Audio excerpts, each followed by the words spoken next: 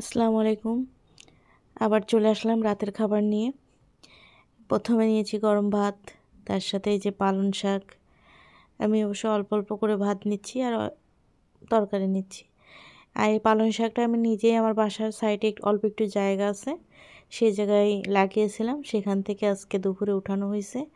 আর সেই পালং শাকটা আমি শুধু নতুন আলু দিয়ে রান্না করছি। অনেক মজা হয়েছে পালং শাকটা, যেহেতু সার দেওয়া না তো। অবশ্য সারবিহীন খাবার খেতে অনেক মজা। আপনারা যারা সারবিহীন খাবার খেয়েছেন তারা জানেন সারবিহীন খাবারের মজাটা কেমন।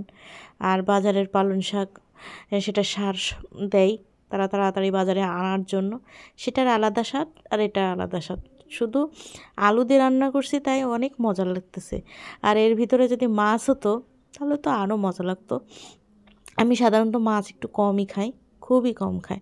আমার ভাগ্নিকে বলছিলাম যে আমাকে একটু আলু দে দুটো। ও দেখেন কি দুষ্টামি করে করে আমাকে দুইটা দুইটা একটা করে আলু দিচ্ছে। ও খুবই দুষ্টামি করতেছে আমার সাথে। অনেক মজা লাগলো খাবারটা। এবার নিব মুগ ডাল।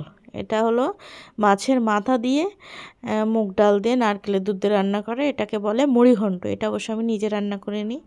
এটা আমার একটা চাচি শাশুড়ি আছে, তার সাথে আমার খুবই ভালো সম্পর্ক। সে রান্না করছে, সে আমাকে খেতে দিছে। অনেক মজা লাগতেছে মুগ ডাল। অবশ্য রাত তো, যেহেতু ডাল আর নারকেলের দুধের খাবার খুব বেশি খাওয়া যাবে না, তাই খুব সামান্য ভাতের সাথে খুব সামান্য ডাল নিয়ে খেলাম। অনেক টেস্টফুল খাবার রেখে দিয়েছি, আবার কালকে খাবো।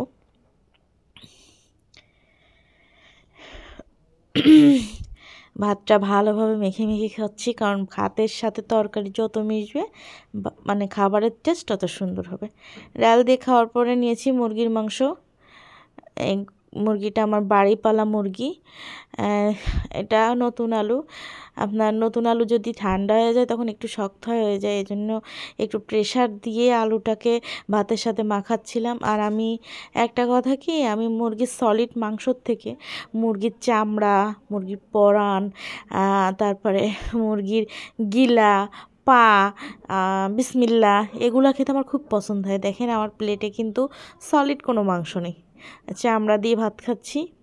একটা পা আছে, পরান আছে।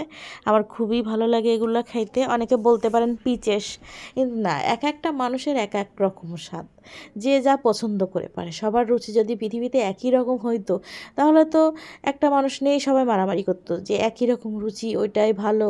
সবাই বলতো ওইটা আমার লাগবে আমার লাগবে, এটা কি মারামারি হতো না? এই জন্য আল্লাহ তাআলা এক একটা মানুষকে এক এক রকমভাবে এক এক রুচি দিয়ে সৃষ্টি করছে। আলহামদুলিল্লাহ খাওয়া শেষ। দেখেন আমার প্লেটে একটা হাড্ডি এবং একটা পা পড়ে আছে। এখন আমি মজা করে করে এই হাড্ডি আর পাটা খাবো। হাড্ডিটা অবশ্য আমার ছেলে দিয়েছে, ও রানের মাংস খেয়ে হাড্ডি আমাকে দিয়ে দেয়, কারণ জানে আমি হাড্ডি খুব পছন্দ।